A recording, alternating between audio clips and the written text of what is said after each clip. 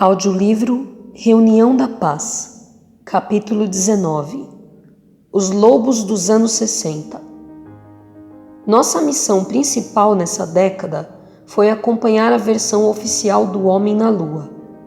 Sabemos que muitos já haviam visitado nosso satélite e que muitas bases já existiam por lá. A maioria dos encarnados não estava preparada para receber tais informações. O Homem na Lua? Sim, esse será um grande feito e a humanidade poderá acompanhar o evento pela TV. Mas saber que há muito tempo representantes da humanidade já viajavam pelo espaço seria informação em demasia para a maioria das pessoas, principalmente aqueles que baseiam suas vidas apenas nos dogmas das religiões, estas que ainda guardam tantos segredos. Interferências. Essa década traz um grande peso sobre as mentes desta geração, em especial na América do Norte. Eles enfrentaram uma avalanche de interferências com o objetivo de desagregar, seja em questões morais, familiares e intelectuais.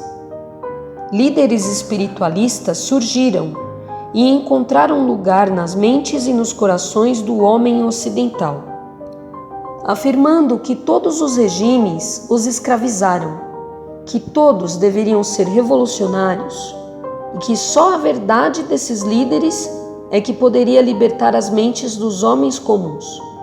O problema era constatar se esses líderes possuíam estatura moral para dizer o que as pessoas deveriam fazer e no que deveriam acreditar.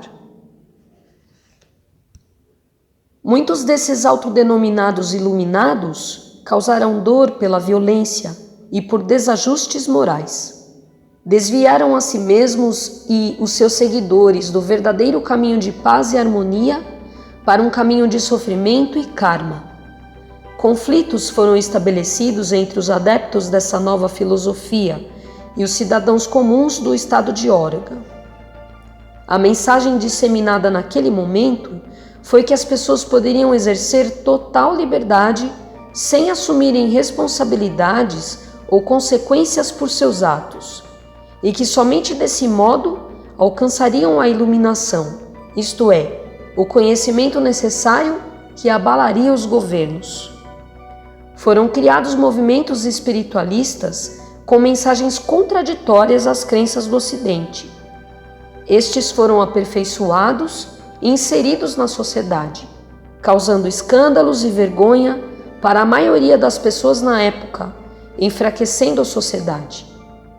O amor é um dos sentimentos mais sublimes, mas não pode ser razão para descuido. Nosso dirigente Isaac diz: a mente é nosso guia e nosso coração é o ponto de equilíbrio entre o que é aceitável e o necessário. Ou seja, devemos utilizar a razão e a emoção sempre em equilíbrio, e só assim poderemos realizar grandes coisas. Fazer amor e não fazer guerra é aparentemente um lema muito bonito. No entanto, deixou muitos encarnados fracos e os transformou em presas fáceis aos antagonistas. Na alvorada sempre ouvimos instruções e palestras que nos alertam para essas questões. Quando atuamos em campo, lidamos com forças opositoras competentes e ardilosas. Muitas vezes somos surpreendidos com teatros que têm o objetivo de nos enganar. Nossa experiência não nos permite mais que façamos interpretações erradas da realidade, a ponto de sermos iludidos. Mas com os encarnados, a história é diferente. A década de 1960 foi das drogas, do sexo livre e da mistura de filosofias que mais confundiu do que esclareceu. E por isso, muitas famílias sofreram. Jovens se deixaram levar por essa falsa paz e pagaram um alto preço pelas escolhas erradas, no âmbito da saúde, da moral, da família, no campo profissional e espiritual. Enquanto tudo isso ocorria, outro grupo estava preocupado com questões maiores. Grandes países que já detinham tecnologia para viagens espaciais estavam em outra corrida, a corrida que seria apresentada ao público como oficial para que a população pudesse encarar de forma mais aceitável. As principais potências na época lançavam foguetes, satélites e missões tripuladas ao espaço. Muitos integrantes dessas missões nem tinham ideia de que estavam trilhando caminhos já desbravados, mas eles fariam parte da história oficial. A Lua foi conquistada, entre aspas, e muitas missões foram enviadas até que os protagonistas desses feitos começaram a relatar o que não deveria ser de conhecimento público. Foram aconselhados a se calar. Nós acompanhávamos tudo com muita atenção e vimos quando os governos responsáveis por essa corrida foram chamados para darem explicações sobre algo que estava além, o que era inaceitável, ações criminosas, poderia comprometer o equilíbrio não só do planeta, mas também do nosso sistema solar e de outros em nossa galáxia. Na Lua, um grupo de guardiões graduados passaria por um treinamento rápido na base Rio Tempo para capacitação em monitoramento de naves que se aproximam do nosso planeta. O dirigente Isaac convidou Luiz e a mim para fazermos parte desse treinamento. Antônio e Luiz, vocês acompanharão o grupo graduado na Lua. Também participarão do treinamento.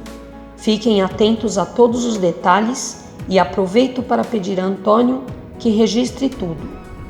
Dirigente Isaac, estou grato por essa oportunidade e acredito que Antônio também está. Sem dúvida, esse treinamento me interessa bastante, uma vez que essas questões despertam a minha atenção. Também estou grato, dirigente. Então, preparem-se para o compromisso que acontecerá em poucas horas. Consultem Constantino sobre os procedimentos necessários para que possam participar do treinamento e peçam orientação acerca de como deverão captar as informações de modo que possam ser utilizadas em consultas futuras. E assim fizemos. Nos apresentamos ao Constantino, que nos orientou. Nos informou também que não seríamos apenas nós, da Alvorada, que participaríamos desse evento, mas várias equipas de outras naves e colônias. Seria um evento de grande importância. Partimos no início da noite e assim que nos afastamos da nossa base, a Alvorada aumentou a velocidade. A Terra ficava cada vez menor e saímos da atmosfera, em apenas 5 minutos de voo. Dentro da nave, não sentimos nenhum desconforto ou solavanco, uma vez que há sistemas que encobrem os efeitos da velocidade, das curvas ou de paradas bruscas. Quando percebemos, já estávamos próximos à Lua e aguardávamos apenas as orientações para aproximação e pouso. Deveríamos buscar um ponto de referência, que seria, a título de ilustração, o lado superior esquerdo do satélite, equivalente às 22 horas de um relógio.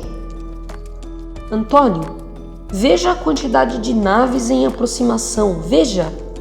Quantas construções! São verdadeiras cidades iluminadas.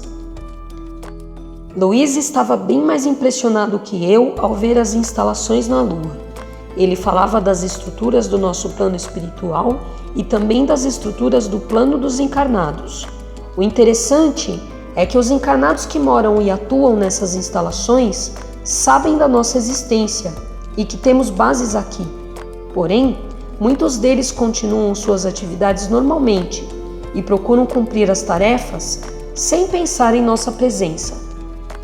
Infelizmente, circulam entre eles pessoas mal intencionadas, com agendas próprias que não visam o bem comum. Mas esse não é um problema nosso, pelo menos não nesse momento. Uma vez admitidos na base Rio Tempo, fomos levados para um dos auditórios para recebermos orientações iniciais. A base estava praticamente inaugurando essa atividade de monitoramento, pois muitas naves entravam em nossa atmosfera sem prestar esclarecimentos sobre os seus objetivos, permanência, tripulação, carga, etc. O treinamento basicamente consiste em cumprir uma série de protocolos de abordagem, de verificação e, se necessário, ações de interferência. As naves devem ser cadastradas, assim como a tripulação.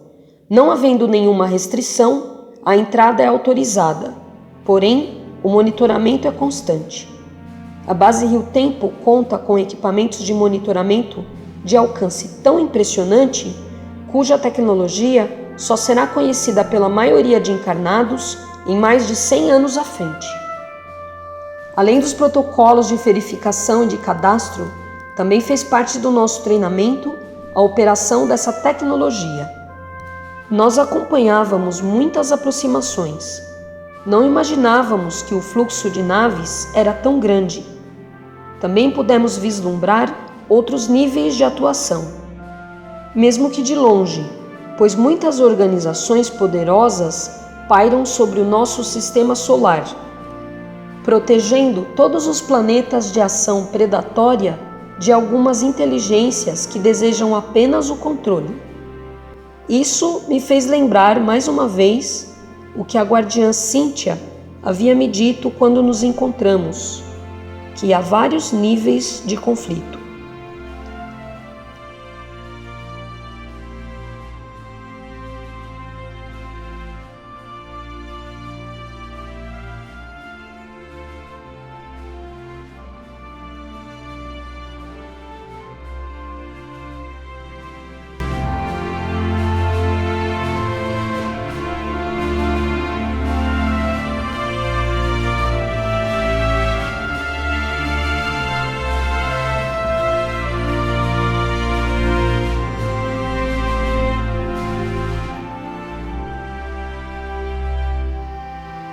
Ouça o próximo capítulo do audiolivro A Reunião da Paz, aqui nesta playlist.